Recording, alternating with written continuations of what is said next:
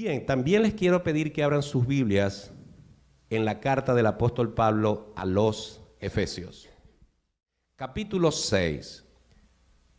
Hoy culminamos la serie en el poder de su fuerza, basada en la carta a los Efesios capítulo 6, versículos 10 al 20. Y hoy nos vamos a concentrar en el versículo 18 y 19 y 20. Pero antes de leer la escritura, vamos a orar. Nuestro buen Dios, Padre eterno, cuando abrimos la Biblia, es porque entendemos y creemos que es palabra viva.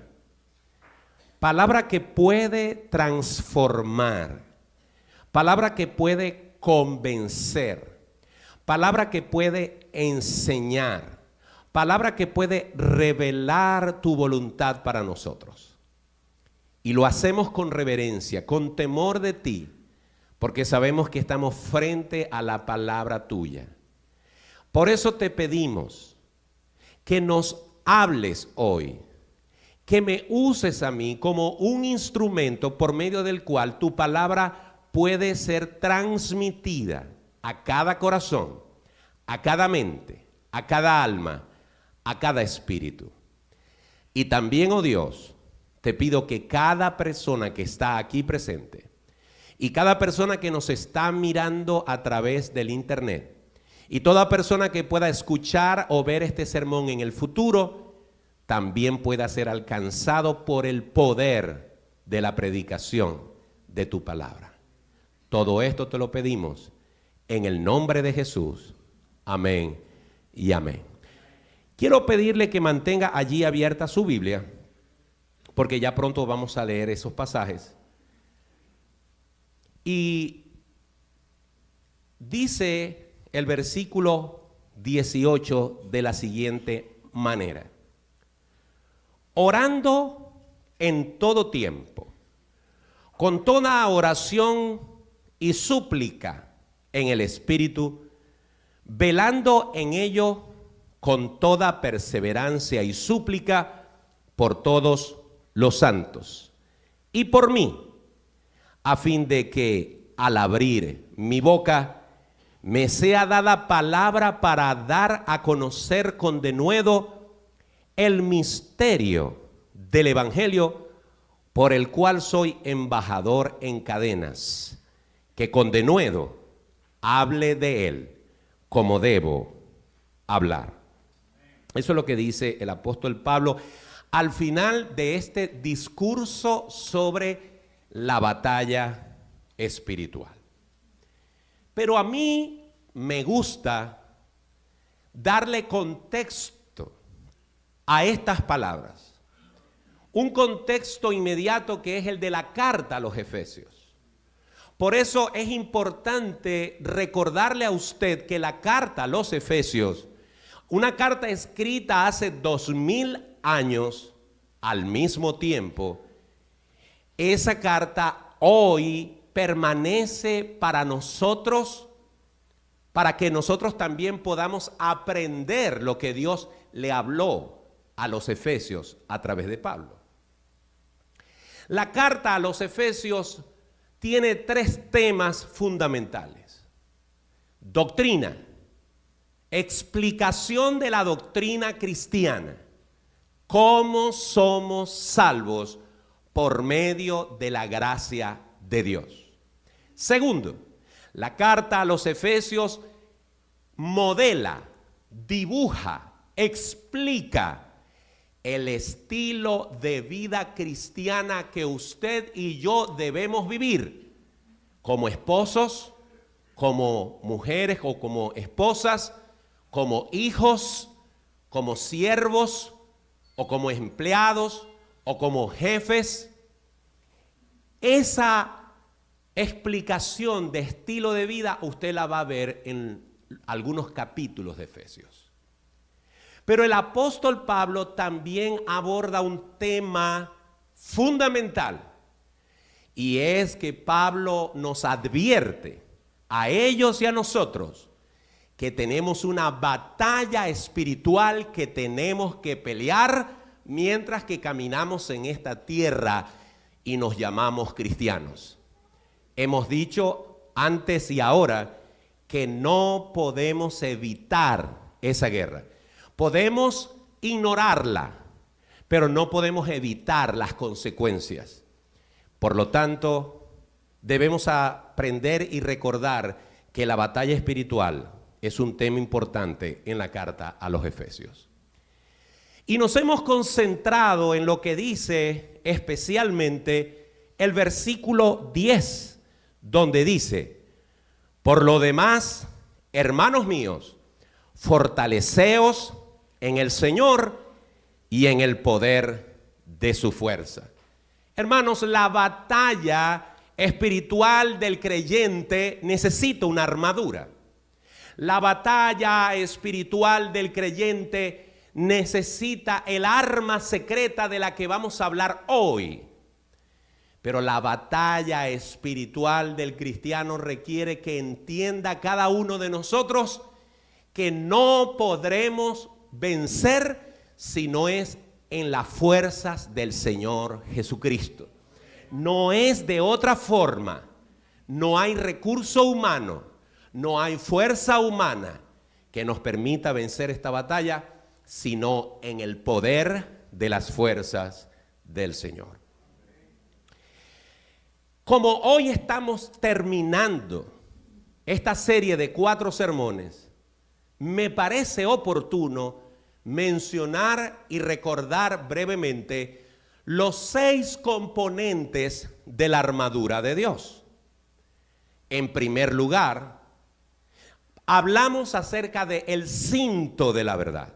El cinto de la verdad nos mantiene firmes espiritual y moralmente. ¿Por qué nos mantiene firmes? Porque es la verdad de Dios, la veracidad de Dios. Si nosotros sabemos que estamos en la verdad, nuestra vida espiritual será victoriosa porque sabemos que estamos en el camino correcto, predicando lo correcto, haciendo lo correcto. Eso nos da fortaleza, firmeza espiritual.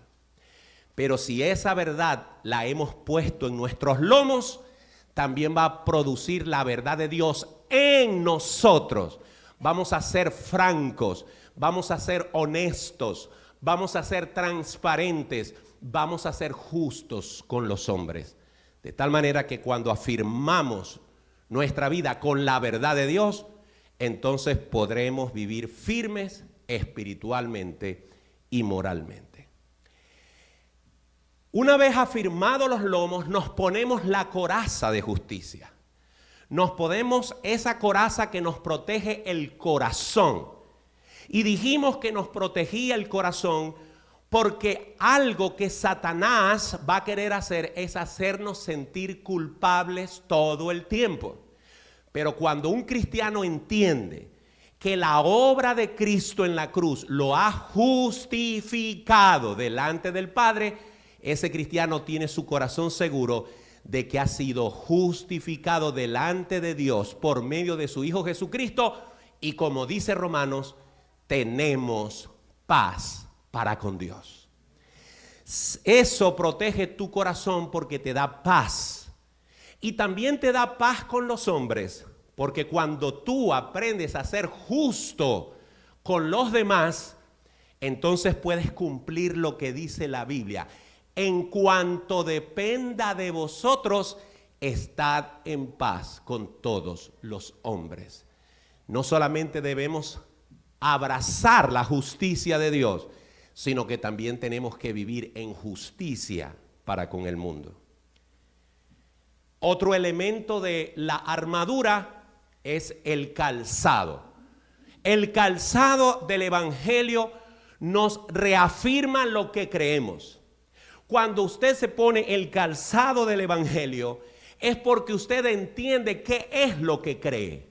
¿Por qué usted es cristiano? ¿Por qué usted es evangélico? ¿Por qué usted cree que es salvo? Usted entiende la verdad de Dios, entiende cómo funciona el Evangelio.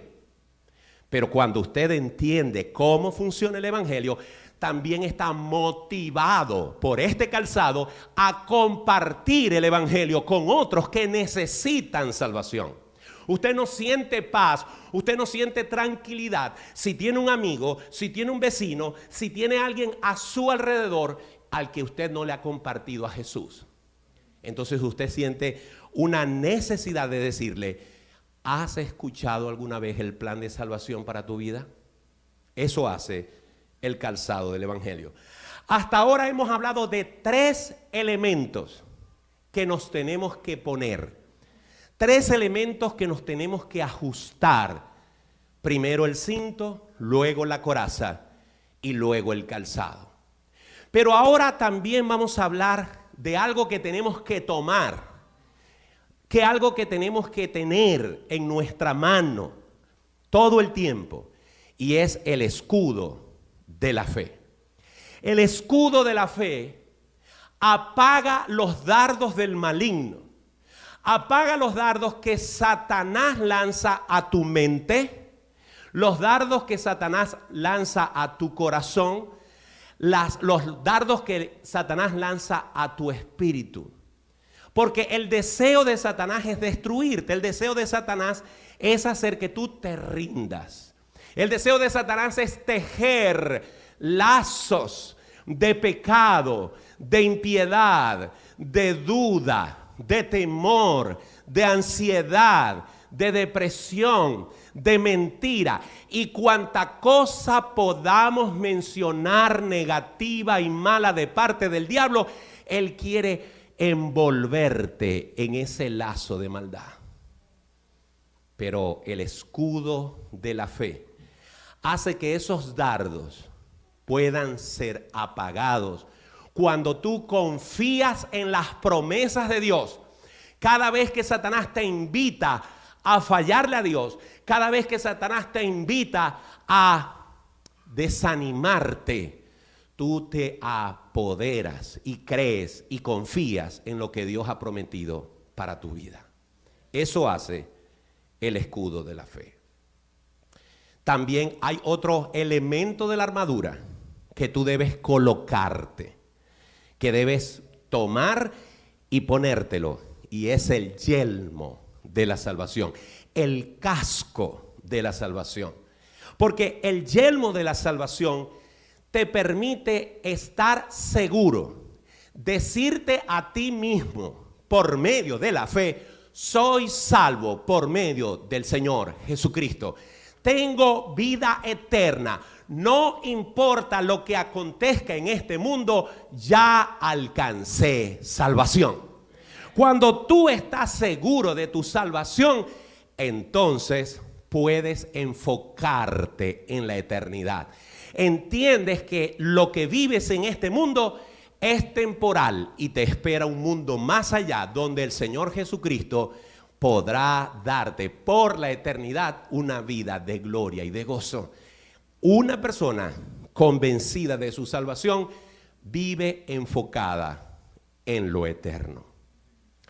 Y, por último, de estos elementos que componen la armadura, hablamos de la espada del Espíritu, que es la palabra de Dios. Esta palabra es una espada. Es la única parte de la armadura que es ofensiva, que es para atacar, que es para hacer daño a Satanás, daño a sus mentiras. Como lo dije hace unos minutos, daño a esos lazos de impiedad con los que te quiere envolver. La palabra de Dios los corta, la palabra de Dios los anula, la palabra de Dios te dice a tu mente y a tu corazón: mi palabra pasa, cielo y tierra pasarán, mas mi palabra no pasará. Cuando tú confías en la palabra de Dios, la puedes empuñar y puedes usar cada versículo que has aprendido, cada pasaje de la Biblia que has memorizado, cada pasaje de la Biblia que ha cobrado vida en tu propia existencia por la experiencia que has vivido.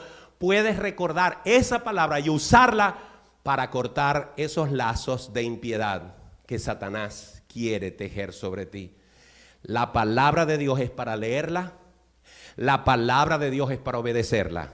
La palabra de Dios es para aplicarla a mi vida y para ayudar a otros en la suya. Ahora estamos ya con toda la armadura puesta.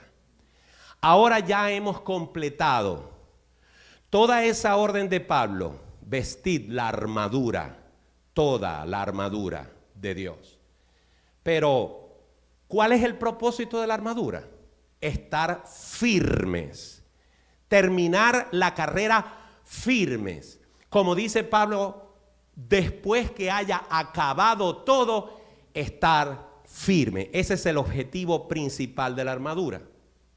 Pero, como si esa armadura necesitase de un elemento que permita unir las partes, que nos permita experimentar a diario la potencia del Señor, la fuerza del Señor.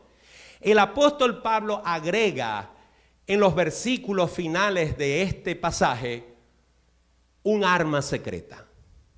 Un arma secreta que viene a potenciar, que viene a hacer funcional la armadura de Dios. Y esa arma es la oración. Dice el apóstol Pablo en el versículo 18, orando en todo tiempo, con toda oración y súplica en el Espíritu, y velando en ello con toda perseverancia y súplica por todos los santos. Hoy vamos a ver cómo de un solo versículo podemos sacar una cantidad de instrucciones que nos muestran lo poderosa que es esta arma secreta. Lo primero que tenemos que decir es que la oración envuelve la armadura. Después que usted se pone la armadura, después que usted toma los elementos de la armadura y va usted caminando su vida cristiana, su batalla espiritual con su armadura, se necesita un elemento que lo rodee, que lo envuelva, que lo empape, que lo lubrique, para usted poder hacer que esa armadura sea efectiva, eficiente. Y eso es la oración. No en vano, Pablo dice, después de dar todas estas instrucciones, orando. Satanás no es omnisciente. Satanás no es omnipotente. Satanás no es omnipresente. Él tiene un poder, un gran poder, pero un poder limitado. Pero con ese poder que él tiene, con lo que le ha quedado después que Cristo aplastó su cabeza allá en el Calvario, Satanás, sin embargo, aún tiene un poder y él nos va a atacar sin misericordia. Escuche eso. Satanás lo va a atacar a usted, la va a atacar a usted sin misericordia. Vayamos un momento al versículo que está en el número 12. Porque no tenemos lucha contra sangre y carne, sino contra principados, contra potestades, contra los gobernadores de las tinieblas de este siglo, contra huestes espirituales de maldad en las regiones celestes. Observe usted las características del ejército del enemigo que están yendo o viniendo en contra de nosotros. Satanás tiene todos estos escuadrones porque él no va a escatimar esfuerzos ni recursos para atacar nuestra vida. La oración nos permite mantener una mente ocupada. La oración llena los espacios vacíos donde Satanás quiere trabajar. Cuando oramos a tiempo y fuera de tiempo, hay menos tiempo y más espacio. Perdón, hay menos tiempo y menos espacio para ceder a la tentación. Cuando usted ha puesto la oración como un componente importante de su vida se va a llenar del Señor y va a haber menos oportunidad para que usted caiga en la tentación. No es casualidad que Jesucristo, el Hijo de Dios, se retiraba a orar para tal fin. Cristo venció al diablo en la cruz. Cristo derrotó al diablo en la cruz. Nuestros pecados pasados, presentes y futuros fueron clavados en la cruz del Calvario y nosotros tenemos vida eterna. Satanás se quedó sin la propiedad de nuestra alma. Pero por alguna razón la Biblia dice: resistid al diablo y huirá de vosotros. Porque el diablo viene como león rugiente buscando a quien devorar. Si Dios dice que Satanás nos va a atacar, puede contar con ello. Pero si Dios dice que usted puede resistir al diablo, también puede contar con ello. Pero usted tiene que decidir ser y vivir firme. Y eso se logra cuando usted envuelve su vida de oración. Ahora, hemos dicho que la oración es un arma secreta. Más que un arma escondida, es un arma secreta porque Satanás no sabe cómo funciona. Satanás no tiene los elementos para poder compensar el daño que le hace la oración cuando es hecha debidamente. Es un arma secreta porque es eficaz, porque puede derrotar al diablo en cualquier área donde nos confronte. Pero para que la oración sea eficaz, tiene que cumplir con unas pautas, tiene que cumplir con unas condiciones. Y decía hace unos minutos que me impactaba lo que podía salir de un solo versículo, el versículo 18. Vamos a ver algunas pautas que cumple la oración eficaz en la vida del cristiano que la practica. Para que la oración sea eficaz, usted tiene que orar por todo. ¿Escuchó eso? Para que la oración sea eficaz, usted tiene que cubrir todo de oración. Cada cosa que hace, cada cosa que planifica, cada cosa que emprende, usted debe cubrirlo de oración. Observe que en el versículo 18 dice: orando en todo tiempo con toda oración y súplica. Toda oración y súplica. Charles Swindoll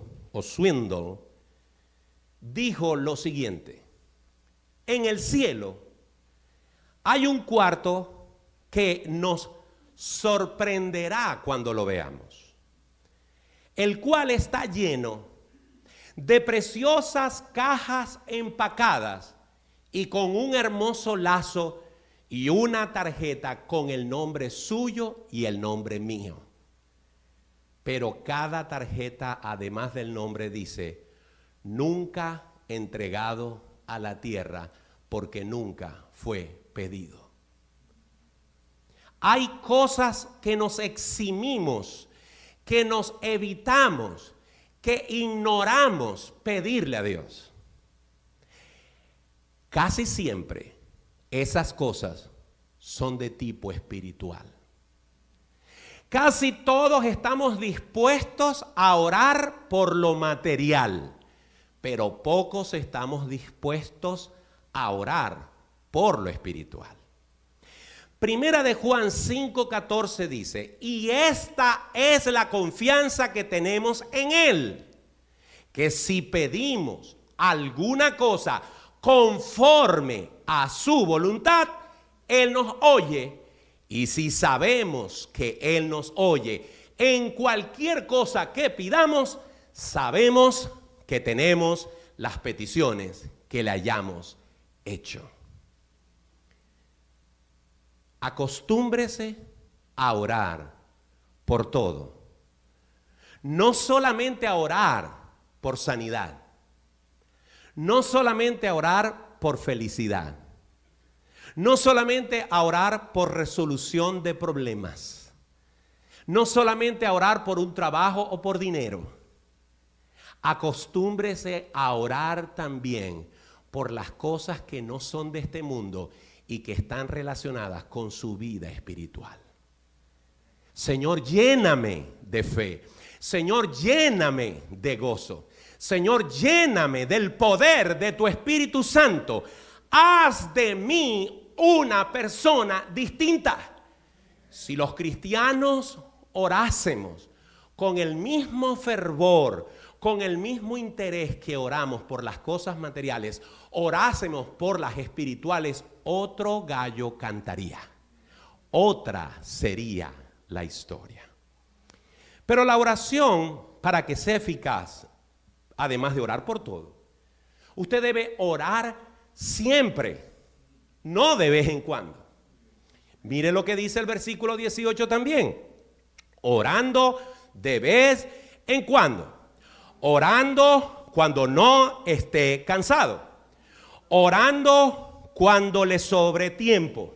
¿Dice eso? Dice, orando en todo tiempo. Patricio y Miguel quedaron náufragos en pleno océano, salvados por 2 pedazos de madera. En su desesperación, Patricio, que era un hombre profundamente mundano, sintió en su corazón orar y comprometerse con Dios para que lo salvara. Por su parte, Miguel no oraba. Antes de que Patricio pudiese llegar a la parte más importante de su oración, Miguel vio un barco que venía hacia ellos para rescatarlos. Así que le gritó a Miguel. Miguel le gritó, Patricio, no te comprometas con Dios, ya vinieron a rescatarnos. Nos da un poco de risa la historia, pero a veces es así. Y la pregunta que surge aquí es, ¿ustedes como Miguel que no ora nunca? ¿O como Patricio que ora cuando le conviene? Hay que orar siempre. Primera Tesalonicenses tiene una de las frases más conocidas. Capítulo 5, versículo 17. Orad sin cesar. Orad sin cesar. Hermanos, sí es posible orar todo el tiempo. Por supuesto que hay tiempo en la mañana o hay tiempo en la noche o al momento de tomar la comida, pero usted puede llenar su vida de oración mientras que maneja, mientras que lava los trastes, mientras que limpia la casa, mientras que hace cualquier cosa. Usted voluntariamente puede traer motivos de oración a su vida y hacer que su vida se llene de oración siempre. Pero la oración, además de orar por todo, además de orar siempre, tiene que ser una oración en el Espíritu. Ahora bien, oración en el Espíritu no significa un éxtasis. Oración en el Espíritu significa orar lo que el Espíritu Santo quiere orar. Repito, oración en el Espíritu no tiene nada que ver con emociones ni con temblores.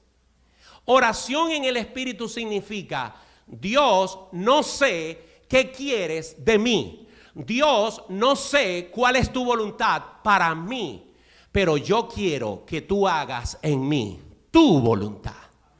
Así ora el Espíritu Santo. El Lee Stanley Jones, un teólogo, escribió esto: si lanzo un ancla a la orilla y halo, ¿estoy halando la orilla hacia mí o me estoy llevando a mí mismo a la orilla? Dijo también Stanley: la oración no es alar a Dios a mi voluntad, sino alinear mi voluntad con la voluntad de Dios. Romanos 8:26 dice: y de igual manera el Espíritu nos ayuda en nuestra debilidad, pues qué hemos de pedir como conviene no lo sabemos, pero el Espíritu mismo intercede por nosotros con gemidos indecibles. Los gemidos indecibles son del Espíritu, pero usted ora diciendo: Padre, que no se haga como yo quiero, sino como tú quieres. Esa es la oración en el Espíritu. Otra pauta de la oración eficaz es que tenemos que orar sin descuidarnos sobre lo que oramos o para qué estamos orando. Y esto me recuerda una historia, pero antes de decir la historia, observe lo que dice el versículo 18 una vez más. Velando en ello, orando en el Espíritu, pero velando en ello, atento a lo que estás orando, pidiendo pero consciente de lo que estás pidiendo, y en el día a día ver cómo Dios actúa o actuará en ello.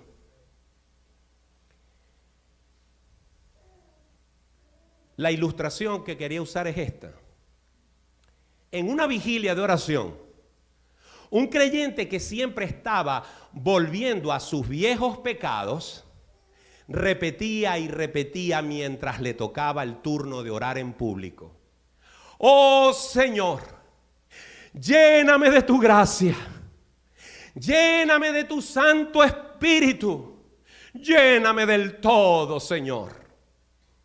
Cuando terminó de orar, otro hermano que lo escuchó y lo conocía muy bien, le tocó orar a él y dijo: Señor, no lo llenes de nuevo. Mira que está lleno de goteras y pierde toda la gracia que le das. Tápale las goteras primero, te lo ruego, y luego lo llenas. Hay cristianos que hacen como dice Santiago, y yo lo he hecho. Van al espejo, se miran, van a la Biblia, se miran y dicen: verdaderamente estoy mal, necesito cambiar. Y oran y piden: Señor, cámbiame. Pero unos minutos después, cuando vuelven a caer, cuando vuelven a pecar, dicen: es que yo soy así.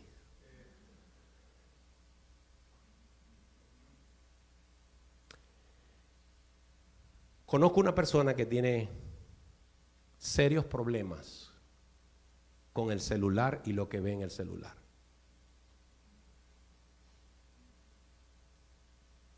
Y yo le he dicho: tienes que salir del celular. Tú ves cómo vas a hacer, pero te tienes que acostumbrar a hacer algo con ese celular. Úsalo exclusivamente para tu trabajo, úsalo exclusivamente en sitios públicos, úsalo con una aplicación que venden donde alguien te va a mentorear y va a ver lo que ve tu teléfono y te va a llamar y te va a alar. Tienes que dejar tu celular fuera de tu cuarto. Tienes que dejar tu celular lejos de ti. Pero si no lo hace, difícilmente su motivo de oración, Señor, ayúdame, Dios lo va a ayudar, porque no está velando en ello.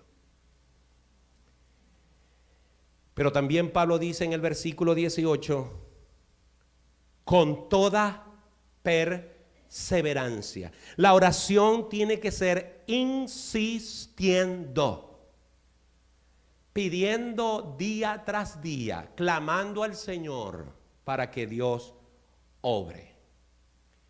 Cierto cristiano vino al famoso predicador metodista Pedro Mackenzie. Se quejaba con él de que sus oraciones no siempre eran respondidas. Mackenzie le dijo, hermano, sus oraciones son como letras de pago, pero usted las está presentando antes de su vencimiento. No deje de orar y espere la respuesta. El problema es que a veces creemos que Dios es un mesonero. Please, check please. Y llamamos a Dios para que nos resuelva el problema ya, pero si no es ya, no me sirve. No, yo fui a la iglesia este domingo y Dios no me respondió, ya no voy más. No, yo fui a esto, yo busqué de Dios, pero como no me respondió ni hizo lo que yo le pedí, pues no creo que Dios me vaya a favorecer. Tenemos que ser constantes. El mismo Jesús en Lucas 18:1 dice Lucas allí.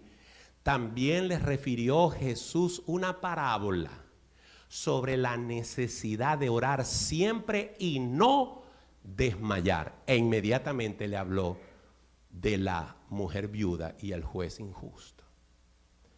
Pero también Pablo en Romanos 12 dice, gozosos en la esperanza, sufridos en la tribulación, constantes en la oración. Tenemos que orar siempre, hermanos. Y por último, después de exprimir el versículo 18, dice, y súplica por todos los santos. Hermanos, tenemos que dejar de orar solo por nosotros. Tenemos que dejar de pedir oración solo por nosotros.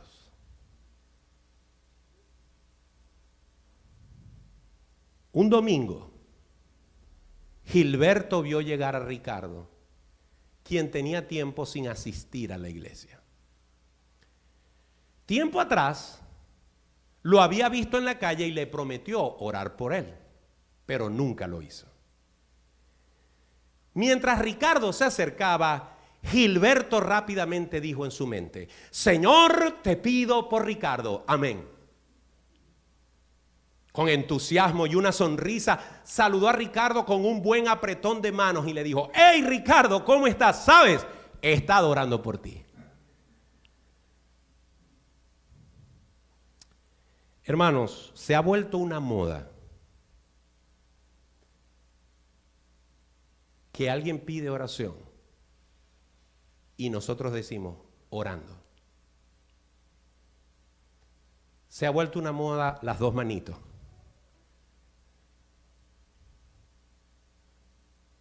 Pero ¿realmente estamos orando por los demás? Tengo un cuñado que vive en Bogotá y él tiene una cartelera donde él tiene clasificadas las oraciones de lunes a domingo. Y cuando yo le he compartido alguna necesidad de la iglesia, como por ejemplo Neidy, él me dice, déjame anotarlo para el jueves a tal hora.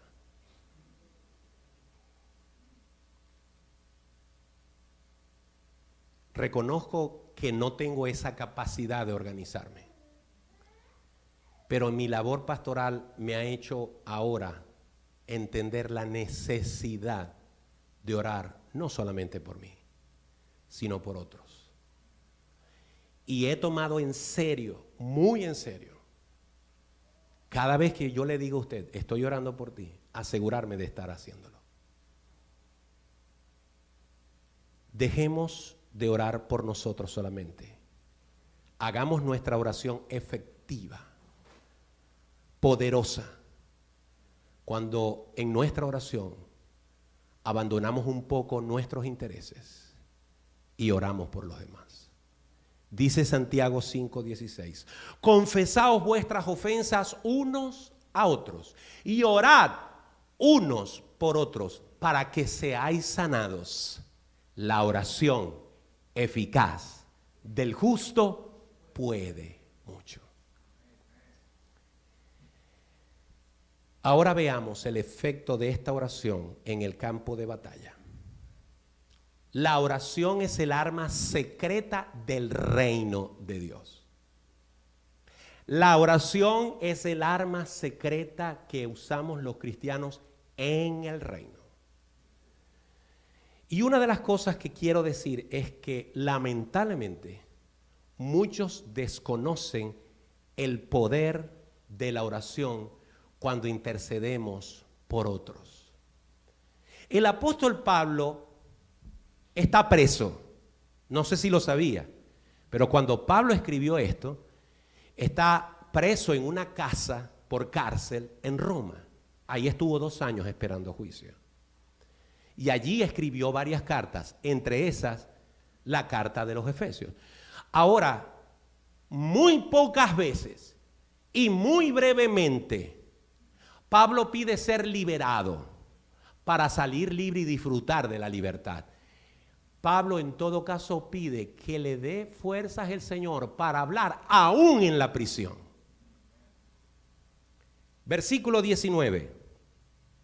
Y por mí, dice Pablo, oren por mí, a fin de que al abrir mi boca me sea dada palabra para dar a conocer con denuedo el misterio del Evangelio. Este hombre está enfocado en el propósito de vida. Mi propósito de vida es anunciar a Cristo, esté donde esté. Oren para que lo pueda hacer. Usted debe orar por los demás, porque hay poder en la oración. Y cuando usted ora por su pastor, por los pastores, por la iglesia, por las almas no alcanzadas, por el sermón del domingo, cuando usted ora por las finanzas de la iglesia, cuando usted ora por el resto del mundo, por los conflictos del mundo, por los gobernantes, cuando usted ora, intercede por otros, hay poder en la oración. Hay que llenarse de paciencia, hermanos. No es fácil. Hay que llenarse de mucha paciencia. Colosenses 4:3 dice, orando también al mismo tiempo por nosotros, dice Pablo también a los colosenses, para que el Señor nos abra puerta para la palabra, a fin de dar a conocer el misterio de Cristo, por el cual también estoy preso. Una vez más Pablo nos dice, suéltenme, oren por mí, porque yo quiero salir y quiero disfrutar del sol. No, oren para que yo pueda predicar a Cristo aún detrás de estos barrotes. Hermanos, si no podemos dejar solos a los que necesitan oración, cuando tenemos tanto poder a nuestro alcance.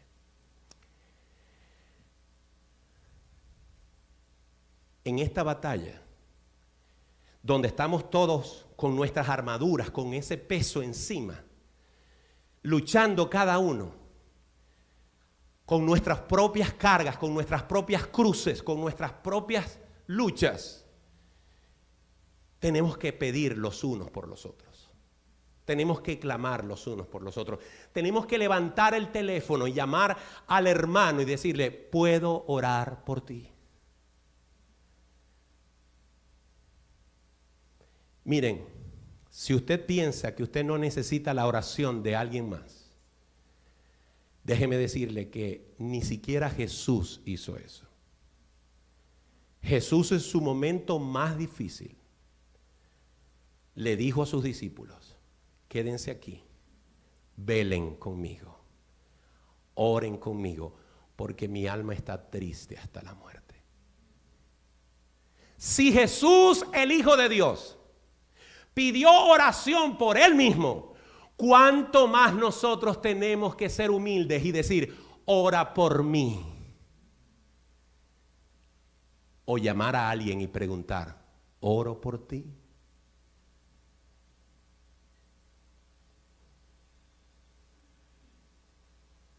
Quiero culminar con esto. El poder de las fuerzas que vienen del Señor no están ni en el escudo, ni en la espada, ni en el yelmo, ni en ninguno otro de los elementos de la armadura. Cada uno de esos elementos es poderoso, tiene una función y funciona. Pero el poder de la armadura está en la oración. El poder de la armadura está en el tiempo y la calidad de tiempo que usted le dedica a la oración, a clamar a Dios, a meditar, a escuchar a Dios. De resto, su armadura serán unos hierros oxidados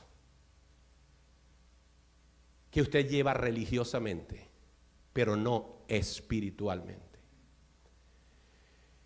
Los africanos que se convirtieron al evangelio hace más de un siglo eran fervientes y muy regulares en sus devocionales personales.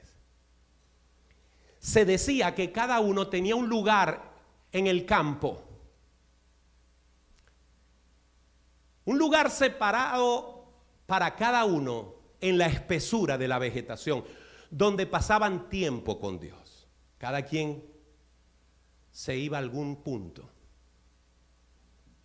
Con el tiempo, la hierba que crecía por donde ellos caminaban hacia su sendero, hacia su lugar de oración, ese sendero, la hierba se secaba y quedaba la marca, quedaba la trilla, quedaba la huella, porque todos los días iban y venían a su lugar de oración. Pero cuando uno de sus miembros de la tribu se descuidaba en la oración, los demás lo notaban. ¿Saben por qué? Porque la hierba crecía. Y entonces surgía la pregunta respetuosa, amable, pero puntual. Hermano, ¿por qué la hierba se seca en tu camino? Y yo te pregunto, hermano, como me lo he preguntado yo mientras que preparaba este sermón, ¿cómo está la hierba de tu camino? ¿Se ve la trilla? ¿Se ve el camino? ¿O ha crecido demasiado monte en ella? 4 cosas para despedirme de esta serie de sermones. El propósito de Dios al meternos en la batalla espiritual es que el carácter de Cristo se forme en nosotros. Es que nos parezcamos más a Jesús. Pero el propósito de Satanás en esta batalla espiritual es avergonzarnos y avergonzar a Dios y destruir o intentar destruir nuestra alma. Usted decide qué hacer. Si dejar que Dios haga la obra de formar el carácter de Cristo en ti o dejarte derrotar por Satanás. La armadura de Dios tiene todos los elementos para estar firmes durante y después de la batalla. Pero hay una condición.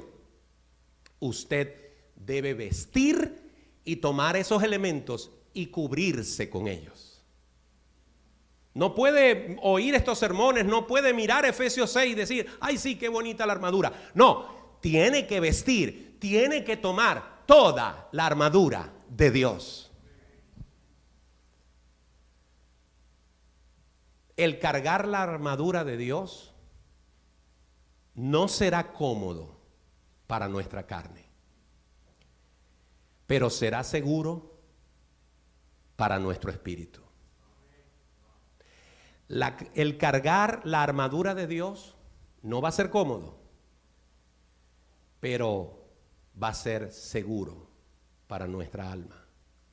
Y aquí me quiero robar una frase que supe que dijo el hermano Gabriel, porque si hay algo que me ha emocionado en estas últimas semanas es que a través del hermano Sergio Peña supe que ustedes estuvieron hablando de uno de estos sermones. Y tú dijiste algo parecido a esto y me impactó. Yo dije, se lo voy a robar a Gabriel, pero le voy a hacer copyright en la predicación. Me encantó esto. Cuando usted lleva la armadura, usted no camina igual. Cuando usted lleva la armadura, su caminar es distinto y la gente se da cuenta. Porque no es cómodo, pero es seguro.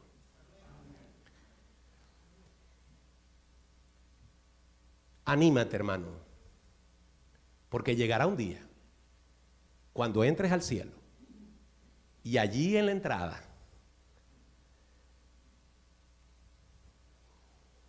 te quitarás toda la armadura, porque ya no la vas a necesitar más. Y entonces el Señor te abrazará y te va a decir, lo hiciste bien, hijo mío, lo hiciste bien. Vamos a ponernos de pie.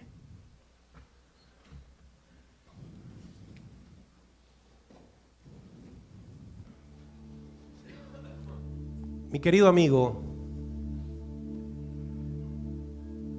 si no has tenido un encuentro personal con Jesús,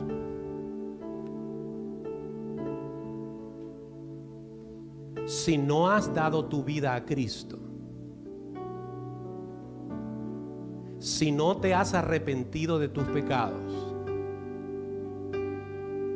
si no has invitado a Jesús a ser el Rey y Señor y Salvador de tu vida, tengo que decirte que estás en problemas. Porque si mueres en esa condición, tu alma se perderá para siempre. Ahora bien, si reconoces hoy que Jesucristo es el único que te puede salvar,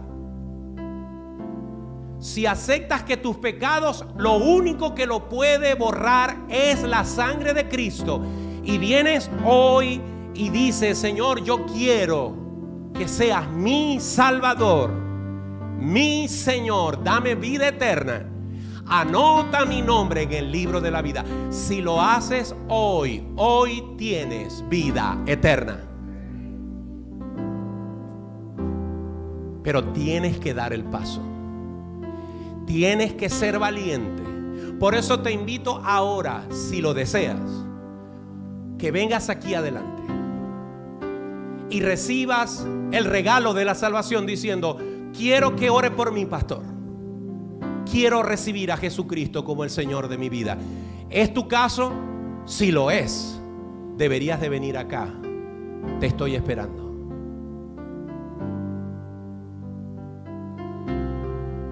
También hay un llamado para ti, hermano en Cristo Jesús. El llamado no es solamente a que vengas aquí. Si lo quieres hacer, bienvenido serás. El llamado es a qué va a pasar cuando pase esa puerta de la Iglesia Bautista del Lakeland. ¿Qué va a haber cambiado estos 4 domingos hoy en tu vida cuando pases esa puerta? ¿Habrá algún cambio en tu vida? ¿Se empezará a notar que caminas distinto por la armadura que te has puesto? ¿Se empezará a limpiar tu trilla y empezará a secarse la hierba porque caminas a tu lugar de oración?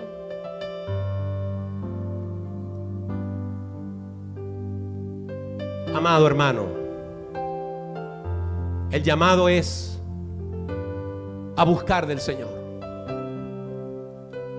Estamos viviendo tiempos difíciles. No puedo dar más detalles, pero he recibido información de alguien importante que las cosas no están bien en Medio Oriente.